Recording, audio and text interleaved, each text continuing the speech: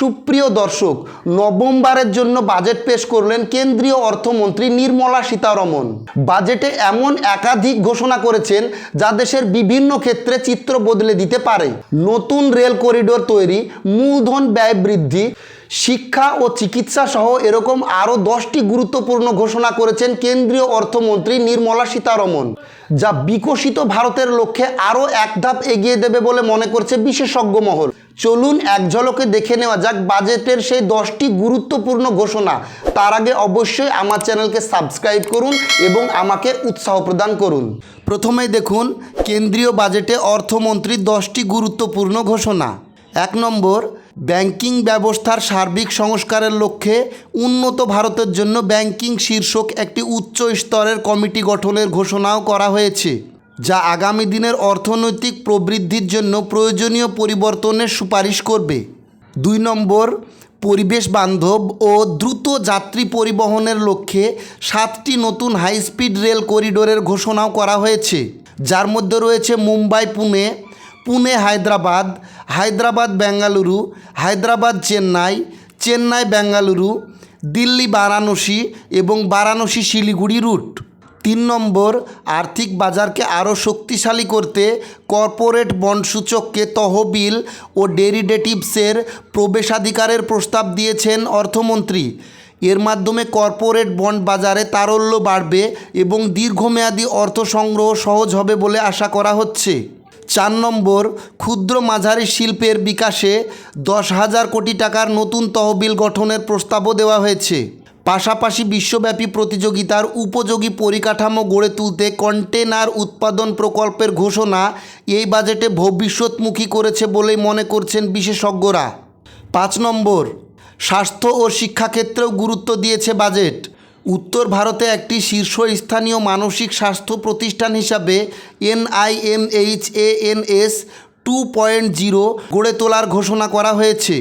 6 নম্বর, পাশাপাশি মুম্বাই ভিত্তিক Indian institute of creative টেকনোলজিসের সহায়তায় দেশের 15,000 বিদ্যালয়ে কন্টেন্ট ল্যাব স্থাপনের প্রস্তাব দেওয়া হয়েছে, যা ডিজিটাল সৃজনশীল শিক্ষাকে নতুন গতি দেবে। 7 নম্বর, বিদেশি বিনিয়োগের ক্ষেত্রেও ব্যাপক ছাড় দেওয়া হয়েছে। ব্যক্তিগত বিনিয়োগের সীমা 5% বাড়িয়ে 10% এবং মোট সীমা 10% থেকে বাড়িয়ে 24% করা হয়েছে। 8 নম্বর, রাজস্ব ঘাটতি নিয়ন্ত্রণেও সতর্ক অবস্থান নিয়েছে কেন্দ্র। 2027 অর্থবছরে রাজস্ব ঘাটতি জিডিপির 4.3% নামানোর লক্ষ্যমাত্রা ধরা হয়েছে। 9 নম্বর, একই সঙ্গে আত্মনির্ভর ভারত তহবিলে অতিরিক্ত 4,000 কোটি টাকা বরাদ্দ করে MSME ক্ষেত্রকে আরও শক্তিশালী করার পরিকল্পনা ঘোষণা করেছে অর্থমন্ত্রী। 10 নম্বর, 2026 থেকে 27 অর্থবর্ষের জন্য মূলধন ব্যয়ের লক্ষ্যমাত্রা 12.2 লক্ষ কোটি টাকা নির্ধারণ করা হয়েছে। বিগত কয়েক বছরে সরকারি ক্যাম্পেক্স বৃদ্ধির পরিপ্রেক্ষিতে মূলধনী ব্যয় বহুগুণ বেড়ে বরাদ্দ করা হয়েছে 11 লক্ষ কোটি টাকা। এবারে জানব পশ্চিমবঙ্গের জন্য এই বাজেটে কি কি রাখা হয়েছে। 1 নম্বর, সাধারণ মানুষ ও মধ্যবিত্তের প্রাপ্তি। পশ্চিমবঙ্গের এক বিরাট অংশ চাকুরিজীবীর মধ্যবিত্ত, তাদের জন্য এই বাজেট নিঃসন্দেহে স্বস্তির। করমুক্ত আয়ের সীমা বৃদ্ধি। নতুন কর কাঠামোয় বার্ষিক 12 লক্ষ টাকা পর্যন্ত আয়ে আর কোনো আয়কর দিতে হবে না। আগে এই সীমা ছিল 7 লক্ষ টাকা। এর ফলে রাজ্যের সরকারি ও বেসরকারি চাকুরিজীবীদের হাতে খরচের জন্য অনেকটা বাড়তি টাকা থাকবে। স্ল্যাবের পরিবর্তন।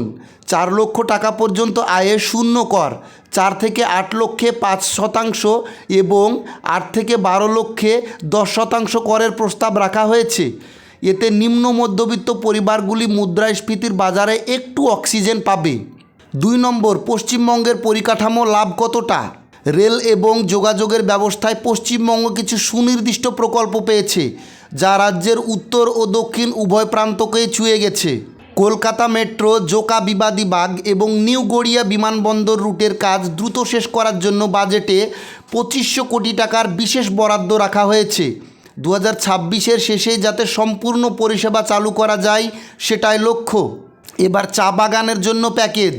উত্তরবঙ্গের চা শ্রমিকদের দীর্ঘদিনের দাবির কথা মাথায় রেখে চা বাগানের নারী ও শিশুদের কল্যাণমূলক প্রকল্পের জন্য 1,000 কোটি টাকা তহবিল ঘোষণা করা হয়েছে। ডুয়ার্স ও তরাই অঞ্চলের শ্রমিকদের জন্য এটা কিছুটা স্বস্তির। পাট শিল্পের পুনরুজ্জীবন। পাট চাষিদের জন্য পিএম আশা প্রকল্পের আওতায় পাটের এমএসপি বাড়ানোর ইঙ্গিত দেওয়া হয়েছে।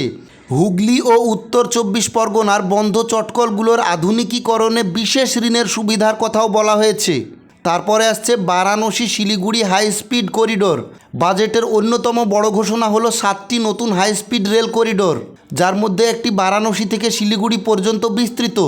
এটি উত্তরবঙ্গের পর্যটন এবং ব্যবসায়িক পরিবহনে গেম চেঞ্জার হতে পারে। তারপরে চিকেন স্নেক করিডোর। শিলিগুড়ি তথা উত্তরবঙ্গের কৌশলগত গুরুত্বের কথা মাথায় রেখে চিকেন স্নেক এলাকার যোগাযোগ ব্যবস্থা উন্নয়নে প্রায় 14,000 কোটি টাকার বরাদ্দের ইঙ্গিত রয়েছে, যা জাতীয় নিরাপত্তার পাশাপাশি স্থানীয় অর্থনীতিকেও চাঙ্গা করবে। তারপরে পশ্চিমবঙ্গের ক্ষতি ও বঞ্চনার খতিয়ান। প্রাপ্ত তালিকার পাশাপাশি না পাওয়ার তালিকাও দীর্ঘ, যা রাজ্য সরকারের জন্য বড় চ্যালেঞ্জ। প্রথমেই 100 দিনের কাজ ও আবাস যোজনা। রাজ্যের সবচেয়ে বড় অভিযোগ ছিল 100 দিনের কাজ, MGNREGA এবং আবাস যোজনার বকেয়া টাকা নিয়ে। এই বাজেটেও সেই জট খোলার কোনো স্পষ্ট ইঙ্গিত পাওয়া যায়নি। বকেয়া মেটানোর কোনো স্পেশাল প্যাকেজ ঘোষণা না হওয়ায় রাজ্যের গ্রামীণ অর্থনীতির সংকট এখনই কাটছে না। তারপরের বিষয় বন্যা নিয়ন্ত্রণ, ঘাটাল ও তিস্তা। ঘাটাল মাস্টার প্ল্যান বা তিস্তা মহাপরিকল্পনা নিয়ে সরাসরি কোনো অর্থ বরাদ্দ করা হয়নি। প্রতি বর্ষায় মেদিনীপুর ও উত্তরবঙ্গ যে বন্যায় ভাসে, তার স্থায়ী সমাধানের কোনো দিশা এই বাজেটে নেই। তারপরের বিষয় হলদিয়া পেট্রোকেম ও বন্দরের ভবিষ্যৎ। হলদিয়া বন্দরের নাব্যতা বাড়াতে বা পেট্রোকেম শিল্পের জন্য কোনো বিশেষ ছাড়ের ঘোষণা নেই, যা রাজ্যের শিল্পমহলকে হতাশ করেছে। তারপরে যে বঞ্চনা পেল পশ্চিমবঙ্গ, বনগাঁ ও নদিয়ার নতুন রেল প্রকল্প। ভারত বাংলাদেশ সীমান্তের নিরাপত্তা ও বাণিজ্যের কথা মাথায় রেখে উত্তর 24 পরগনা ও নদিয়ায় 4টি নতুন রেললাইন প্রকল্পের অনুমোদন মিলেছে। বনগাঁ পোড়া মহেশতলা, বনগাঁ চাঁদাবাজার ইত্যাদি। এটি স্থানীয় নিত্যযাত্রী এবং কৃষিপণ্যের পরিবহনে বড় লাভ দেবে। তারপরের বিষয় শিল্পায়নে নির্দিষ্ট দিশার অভাব। বিহার বা অন্ধ্রপ্রদেশের মতো কোনো বিশেষ ইন্ডাস্ট্রিয়াল করিডোর বা প্যাকেজ বাংলার জন্য ঘোষণা করা হয়নি। অমৃতসরের মতো ফ্রেন্ট করিডোরের সুবিধা বাংলা কতটা পাবে তা নিয়েও প্রশ্ন রয়েছে। বাজেটের এই ঘোষণার পর কিছু প্রশ্ন উঠে আসছে। 1 নম্বর, কর ছাড় কি মুদ্রাস্ফীতির ক্ষতে প্রলেপ দিতে পারবে?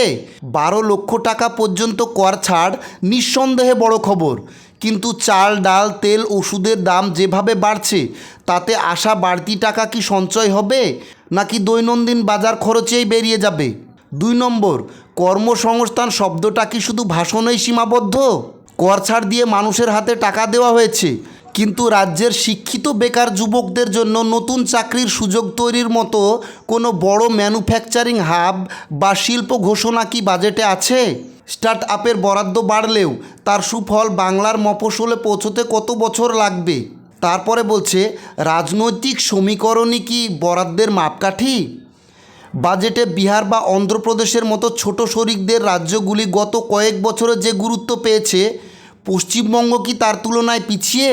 কৌশলগত রেল প্রকল্প ছাড়া রাজ্যের নিজস্ব উন্নয়নে, যেমন গঙ্গা ভাঙন রোধ বা চা বাগানের উন্নয়ন জন্য বরাদ্দ কোথায়?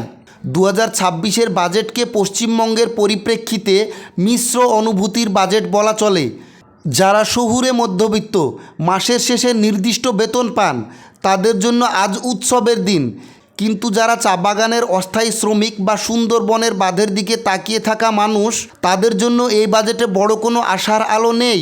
এক কথায় মধ্যবিত্তের মন জয় ও উত্তরে কিছুটা নজর দিলেও বাংলার সামগ্রিক বা কাঠামোগত উন্নয়নের প্রশ্নে এই বাজেট আরও একবার অনেক প্রশ্নচিহ্ন রেখে গেল। যদি এই ভিডিও ভালো লাগে তাহলে অবশ্যই লাইক করুন, কমেন্ট করুন এবং প্রচুর পরিমাণে শেয়ার করে অন্যান্য মানুষজনের মধ্যে ছড়িয়ে দিয়ে সঠিক তথ্যটা মানুষের কাছে পৌঁছে দিন। ধন্যবাদ, সবাই ভালো থাকবেন।